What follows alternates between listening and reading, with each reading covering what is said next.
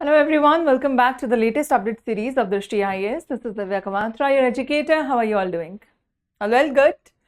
Alright, so today we are discussing kamikaze drones. Alright, the topic is kamikaze drones and we'll understand what they are, how they function, and does India have that? And if India does have, what is the quality of that as compared to the rest of the global aspects? We'll cater to all those questions today. Alright?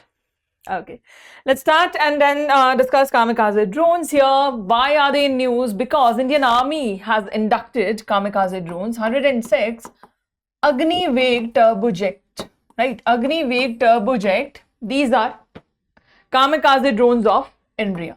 Yeah, kamikaze drones of India.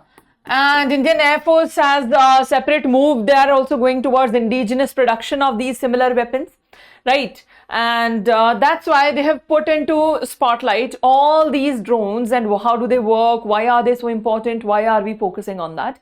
So we'll see all that right now. Yeah. All right, this is how the drone looks. This is how the drones look. And if you look at them, they are very compact, right? They have very added features, many added features that you can see in the image itself. Can you see that? A radar structure you can see, extra propulsions you can see, right? A different shape of wings you can see, and the entire drone is also shaped quite differently, right? Every aspect of it, every build of it has a different utilization. Let's find out what that utilization is. First of all, let's see what are kamikaze drones. So formally we call them loitering munitions. Loitering munitions. What are they? First of all, they are unmanned aerial vehicles. Since they are drones, they are unmanned aerial vehicles. Now, generally in unmanned aerial vehicles, what happens is that you launch a drone keeps hovering, right? A drone keeps hovering over the area, trying to detect things, right? And then you give it a target and you have some sort of remote control, and from that you can target, right? But in these structures, in the kamikaze drones, they are going to fly over an area, loiter, identify a target, pinpoint a target, and directly attack onto that, all on its own. They are unmanned, but in the true sense, because you won't have to control their targets, you will just give them a target, they will go and identify the target and hit the target on the spot, right? They have that particular feature. They will get destroyed in the process, but the important thing is that they will be able to target. But if they get destroyed, will we just keep creating new ones? Won't that be very costly?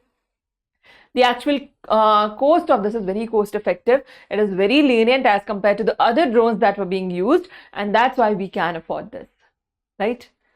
Exactly. So India has also indulged in 106 here.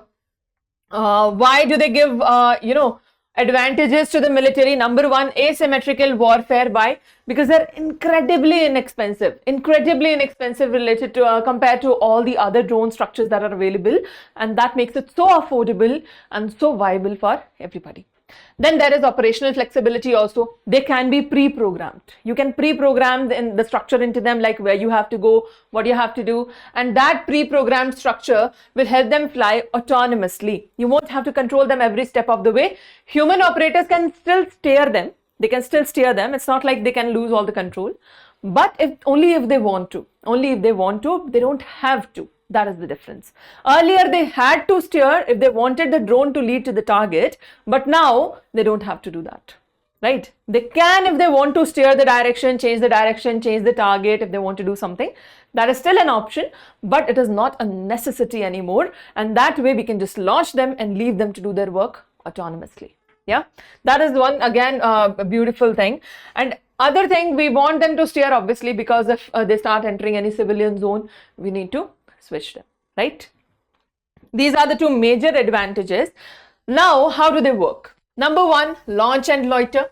They are launched through pneumatic tubes. They are launched, and from there, once they are launched through rails or hand, anyway you can launch them. Once they are airborne, they can remain in the air for a very long period. Like they'll keep hovering there. They will wait for a good tactical moment. Only then they will strike, when they can see the target clearly, when they see there are no interruptions. Until then, they will not fire. It's not like they came, they saw the target and they went to the target. That way they will be destroyed very easily by the enemy properties, right? They have smart intelligence. That means they will be launched, hover in the air, see a tactical moment, like when there is all clear, then they will attack, right? Smart. All right. Second thing, target acquisition. They will view the live videos. Operators will view the live videos and feed that are fed from the donor's camera, and from here they'll be able to identify targets and they will direct it accordingly, and ultimately it will strike, right?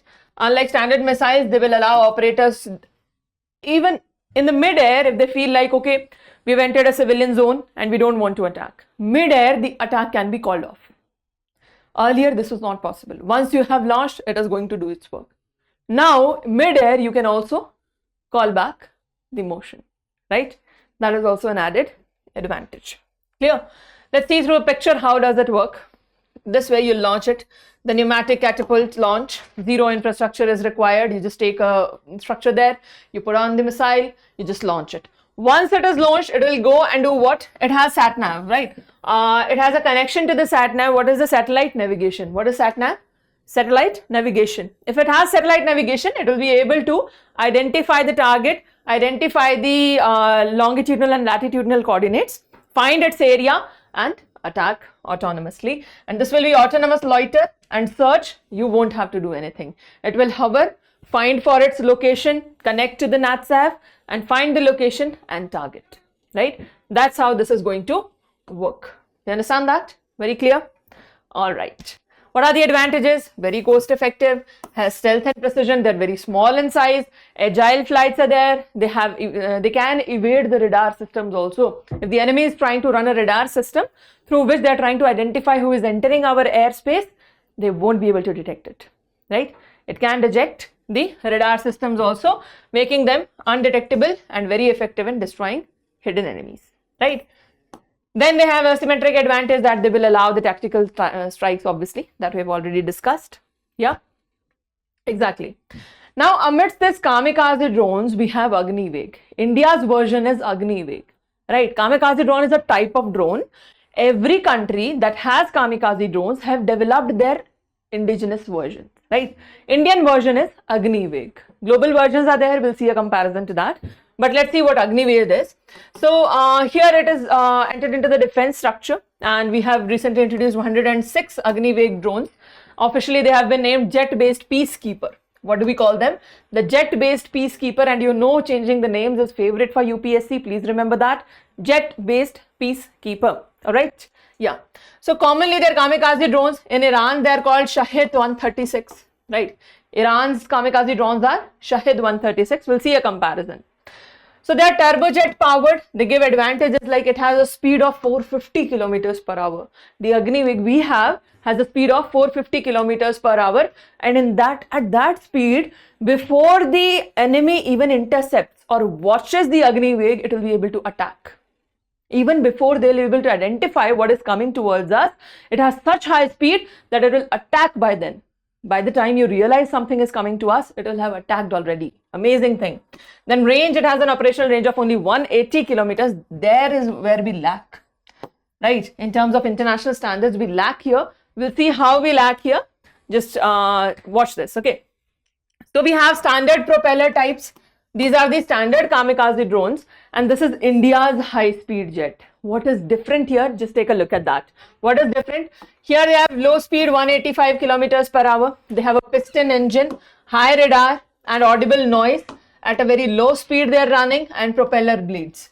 In India's jet, we have very high speed, 450 kilometers per hour, very high speed, low radar signature. They have high radar signature, so they are easily detected. We have low radar signature, that means enemy radars cannot detect us very easily, right? That's why they are important, and they have suppressed acoustic signature, and that way they will not be easily audible also. Like when the helicopter runs very closely, you see that sound, that thunder-like sound that you hear, right? If they don't create that sound, how will you detect them, right? So they are very compatible at that. We have built up a very good thing here. But in the global terms, this has been done because obviously we have to see our defense, we have to see our structures, and electronic jamming happens every time we do this. So we wanted to create something that can run by smoothly, right? But if we compare to the globe, we have Agniveg, that is in India, right? We have Agni-Veg in India, Shahed 136 in Iran and Russia, Switchblade 600 in USA and Lancet 3 in Russia. These are the similar kamikaze drone versions that India has created of the rest of the world. How are they different from Indian Agni-Veg? Let's find out. Number one, their propulsion. India has turbojet, Shahed has piston propeller, Switchblade has electric propeller, and Lancet 3 also has electric propeller. So they only need electric propellers, ours need oil. Okay, that difference first. Maximum speed, Agni-Veg 450 kilometers, Shahed 185 kilometers, Switchblade 185, Lancet 110. You see the speed difference? You see the speed difference that India has achieved? 450 kilometers per hour, range 180. Here is where we are lacking, once again I'll tell you. But then again, we have only created this for nearby attacks. Okay, neighboring attacks only. Here we have 1000 to 2500 kilometers. Like, you see the difference? In Switchblade, 40 to 90 kilometers, Lancet 3, 40 kilometers. Still they are, at comparison with this. So India is doing better than a lot of other countries, but in compared to Iran, Russia, not so good. Yeah. Primary target, radars, air defense, command hubs. For Shahed, it is infrastructure, cities, fixed targets. For Switchblade, it is tanks, armored vehicles. That is what it is capable of destroying. Lancet 3, artillery, radar vehicles. That is what they destroy. In terms of EW resilience, we have high CEPs less than 5 meters under heavy jamming. And in terms of this, they are vulnerable to spoofing. It relies heavily on GLONASS. They have a backup of GLONASS, and that covers their radar. They need that extra edge. Switchblade, they have high, they are totally encrypted, and that way difficult to detect. Similarly for Lancet, they are also high. Optoelectronic tracking, they're totally unjammable, right? They're totally unjammable. So we are doing good at this front also, at least better than Shahed. Clear? This is the global comparison that we have of kamikaze drones of the rest of the world with India. Clear? India's kamikaze drone is Agni-Veg. How many? 106. Clear? Absolutely clear. Do you understand how it works, what it is? All right. So we have a question based on that. Solve the question. Let us know your answer in the comment section. Okay. Yeah. All right. That's about it. Thank you so much for joining in. See you in the next session. Take care. Thank you. Bye-bye. For more informative content, like, share and subscribe. And do not forget to press the bell icon to get the notifications.